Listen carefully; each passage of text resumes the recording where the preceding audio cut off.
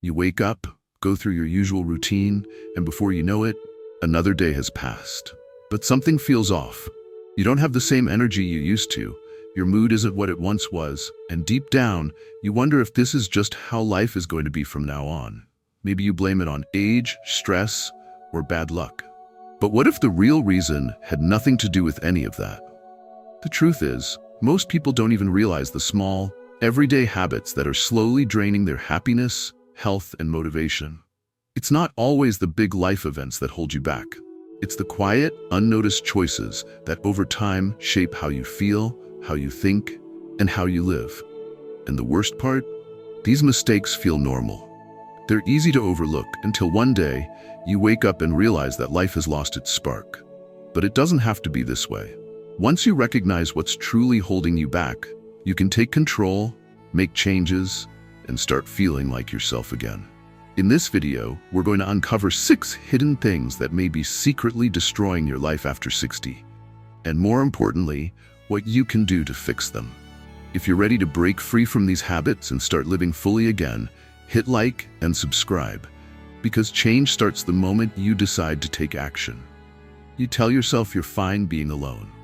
You convince yourself that people are too busy, that reaching out is too much trouble, that it's easier to stay in your own space. At first, it feels comfortable, maybe even peaceful. But then, something shifts.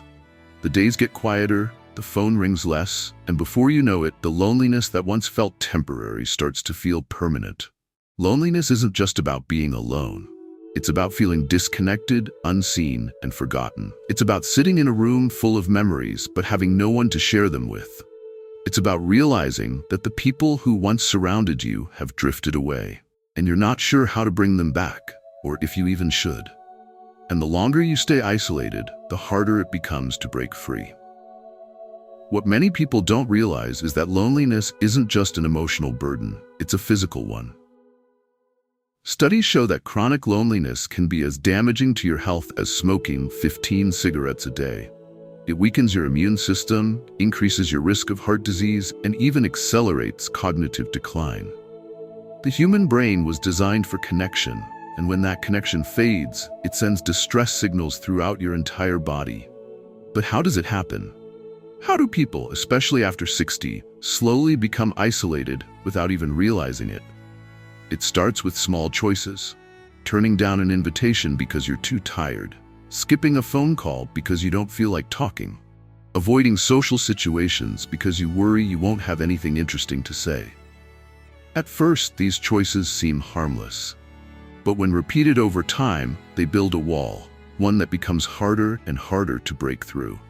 Then, there's the fear of being a burden. Many people convince themselves that reaching out will inconvenience others, that their friends and family have their own lives to live. They don't want to seem needy, so they say nothing. But the truth is, the people who care about you might not even realize how much you need them, because you've been pretending you don't. And then, of course, there's the modern world. Social media gives the illusion of connection, but liking a post isn't the same as having a real conversation. Watching other people's lives unfold on a screen can actually make loneliness worse. It's a reminder of what you're missing, not a solution to it. So what can you do? The first step is understanding that loneliness is not something you have to accept. No matter how much time has passed, no matter how isolated you feel, you can take steps to reconnect and rebuild your social life. It starts with one simple decision. Stop waiting for someone else to reach out. Pick up the phone, send a message, say yes to an invitation, even if your first instinct is to decline. People are busy, but they aren't uninterested. Sometimes all it takes is a small reminder that you're still there, still wanting connection, still open to being part of their lives. And if old relationships have faded, don't be afraid to build new ones. Join a local group, take a class, volunteer, put yourself in situations where connection can happen naturally. You are never too old to make new friends, to meet new people, to have conversations that make you feel alive again. The hardest part is taking the first step, but once you do, everything starts to change. The world feels less heavy, the days feel brighter, and the silence that once felt suffocating is replaced with laughter, conversation, and a renewed sense of belonging. And if you've been feeling isolated, know this: you are not alone in this.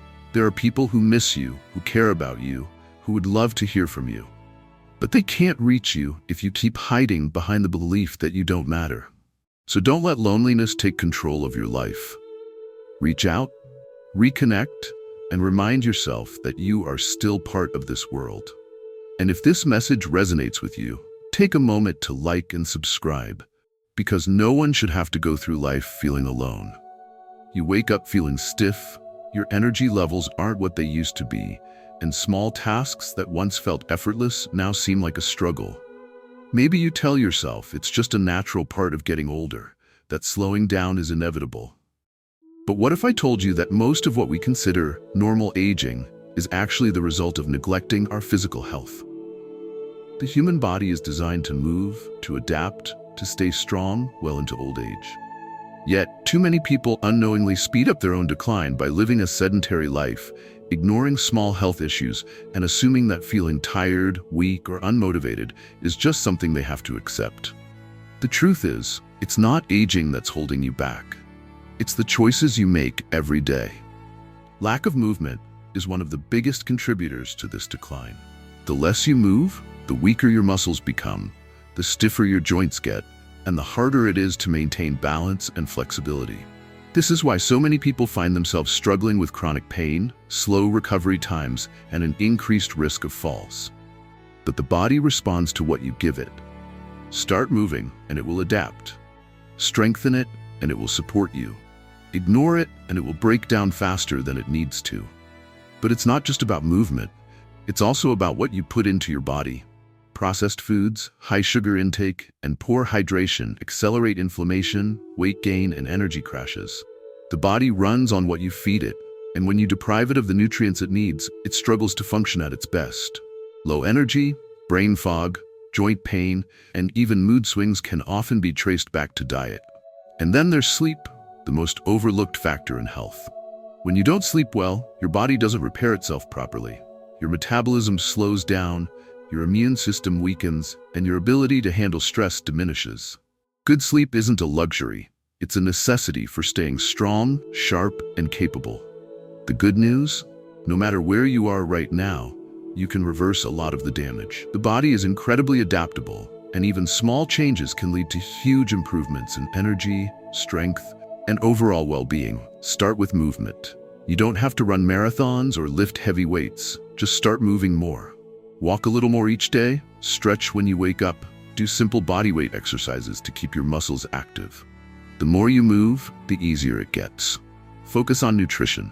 Cut down on processed foods, drink more water, eat whole, nutrient-dense foods that actually fuel your body instead of depleting it. Your body needs vitamins, minerals, and protein to repair itself and keep you strong. What you eat today determines how you feel tomorrow. Prioritize sleep. Create a nighttime routine that allows your body to rest deeply.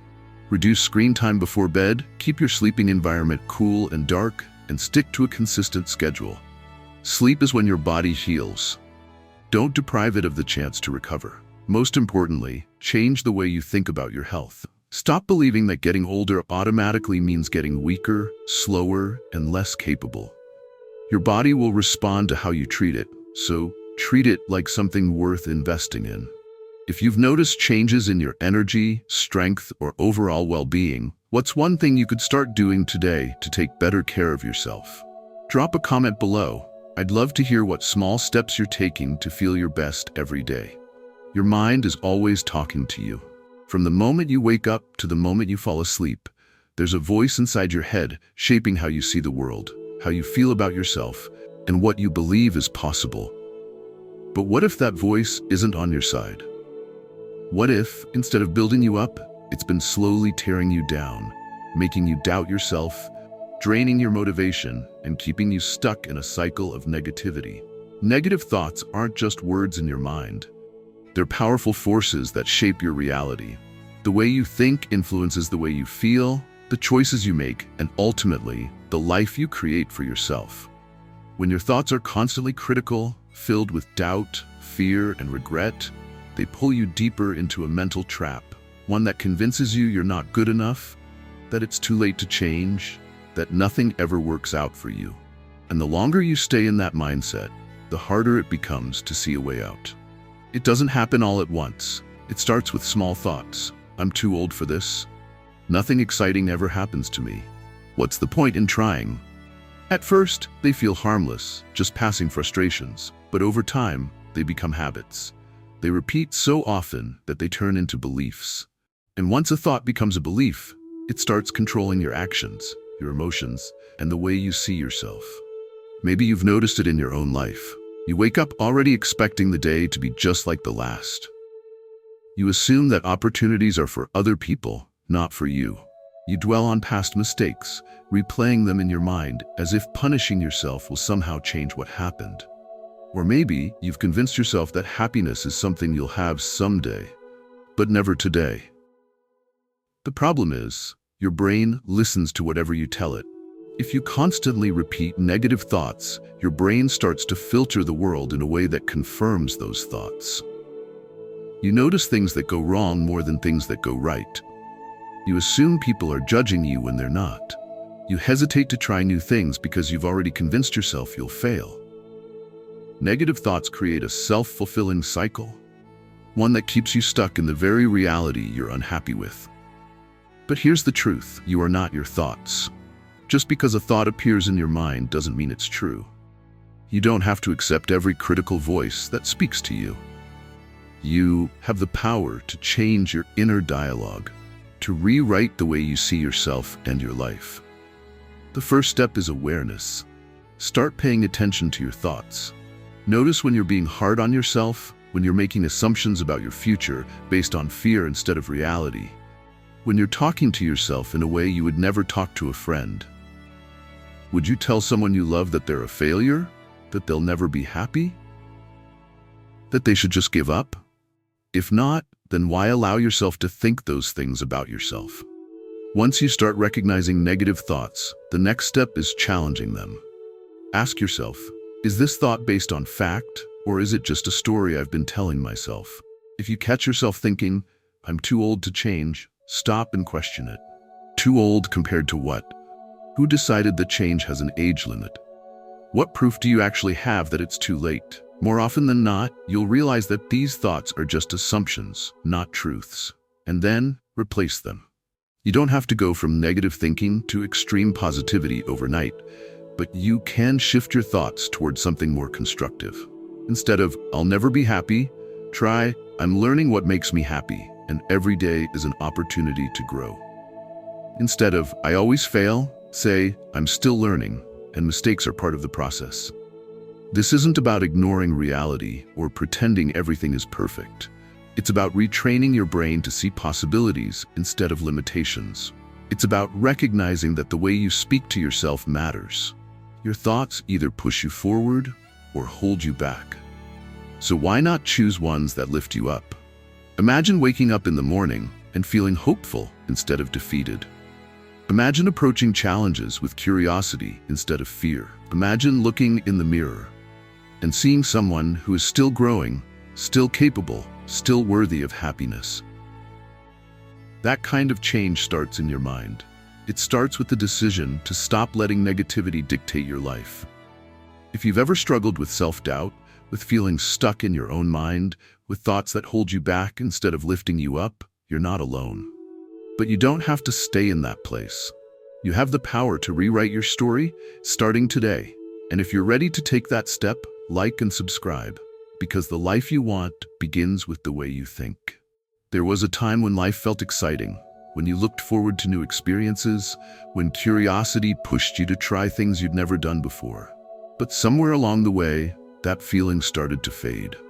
Routine took over, comfort became the priority, and slowly, without realizing it, you stopped seeking out new experiences. What was once a life filled with discovery became a pattern of repetition, and before you knew it, every day felt the same.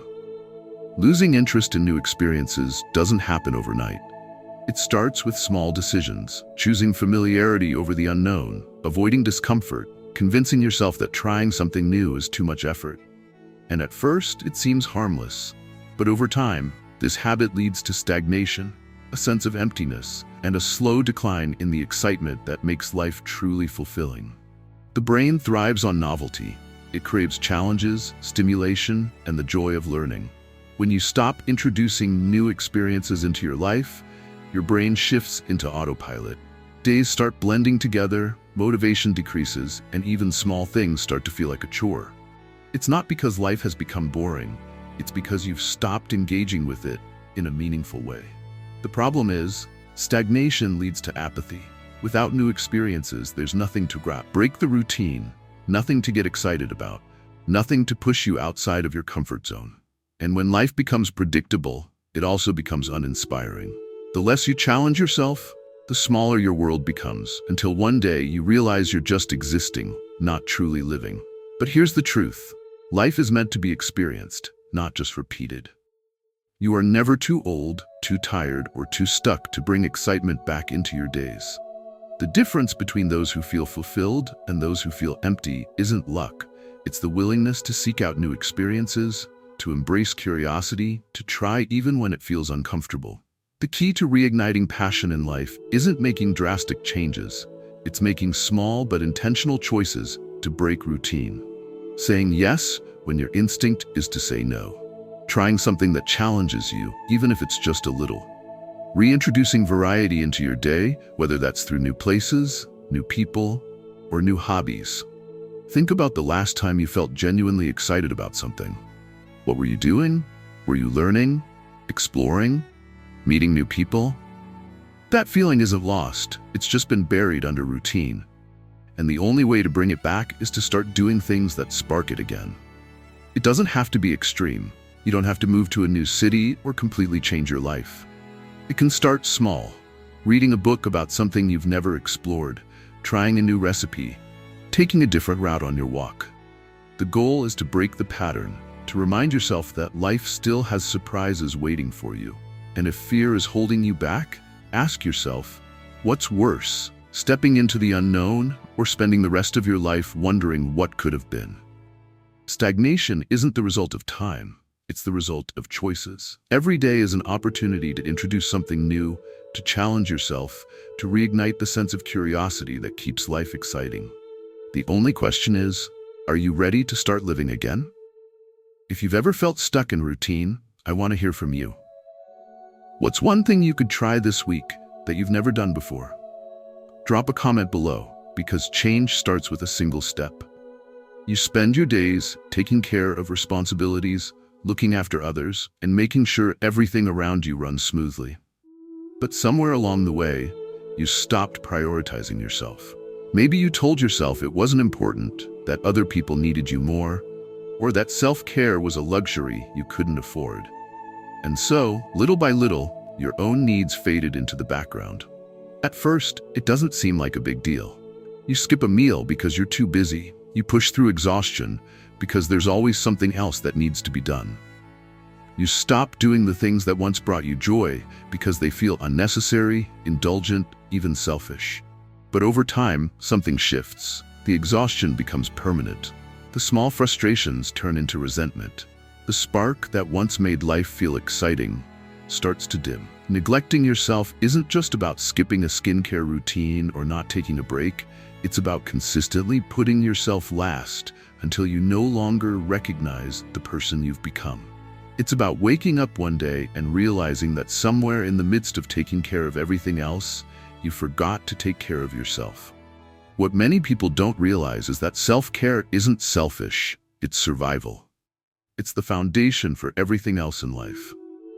When you don't take care of yourself, your energy drains faster, your patience wears thin, and even the things you love start to feel like burdens. You can't pour from an empty cup. No matter how much you want to be strong for others, if you don't prioritize your own well-being, you'll eventually have nothing left to give. And yet, so many people struggle with guilt when it comes to self-care. They tell themselves they're being lazy if they rest, that they're wasting time if they focus on themselves, that their needs are less important than everyone else's. But here's the truth. Taking care of yourself isn't a luxury. It's a necessity. You deserve the same kindness, attention, and effort that you give so freely to others. So how do you break the cycle? How do you start putting yourself first without feeling guilty? It begins with permission. Give yourself permission to rest, to take breaks, to do things that bring you joy. Self-care isn't about escaping responsibility. It's about making sure you have the energy to show up fully for life. Start small. Make time for activities that bring you peace, whether that's reading, walking, journaling, or simply sitting in silence. Listen to your body. If you're exhausted, rest. If you're feeling overwhelmed, step away. If something isn't bringing you joy anymore, let it go. And most importantly, change the way you think about self-care. It's not about being selfish. It's about making sure you're mentally, physically, and emotionally strong enough to live the life you deserve. The better you take care of yourself, the better you'll feel. And the more you'll have to give to the things and people that truly matter. If you've been putting yourself last for too long, it's time to change that. Your well-being matters. Your happiness matters. You matter. And if this message resonates with you, take a moment to prioritize yourself. Starting now, like and subscribe, because taking care of yourself isn't just important. It's essential. You wake up, go through the motions of your day, and before you know it, the sun sets and another day has passed. But something feels missing. You can't quite put your finger on it, but there's a quiet emptiness, a sense that life isn't as fulfilling as it once was. You tell yourself that things are fine, that this is just how life is, but deep down you wonder, is this all there is? Without a sense of purpose, life starts to feel like a series of tasks rather than an experience to be lived. Days blur together, motivation fades, and even the things that once brought joy start to feel meaningless. It's not just about having something to do. It's about feeling like what you do matters. Purpose is what gives life depth, excitement, and a sense of forward movement. Without it, everything starts to feel stagnant. The danger of living without purpose is that it slowly drains your energy, your passion, and your ability to feel truly alive. At first, it feels like boredom. Then it turns into frustration. Eventually, it becomes something much heavier, a quiet sadness that lingers in the background of everyday life, whispering that something isn't right. Purpose isn't just for the young, for the ambitious, or for those still building their futures. Every stage of life requires purpose. It doesn't matter if you're retired, if your kids are grown, if your career has slowed down, your life still needs direction. A reason to get up in the morning, a goal to work toward, a way to feel connected to something bigger than yourself. People often think that purpose has to be something grand, some huge mission or a lifelong dream. But that's not true. Purpose can be found in the smallest of things, learning something new, helping others, creating, growing, challenging yourself. Being part of a community. Purpose is simply the feeling that your life has meaning beyond just existing. The problem is, many people don't lose their purpose all at once. It fades gradually. You realize that you've stopped trying new things. You've stopped looking forward to what's next. You've let go of the things that once made you feel alive. And the longer you stay in that place, the harder it becomes to remember what it felt like to be truly engaged with life. But here's the truth. Purpose isn't something you find. It's something you create.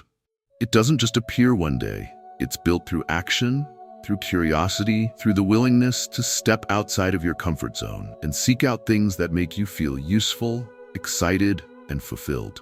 The people who feel the most lost are often the ones waiting for purpose to come to them. But purpose isn't something you wait for. It's something you chase.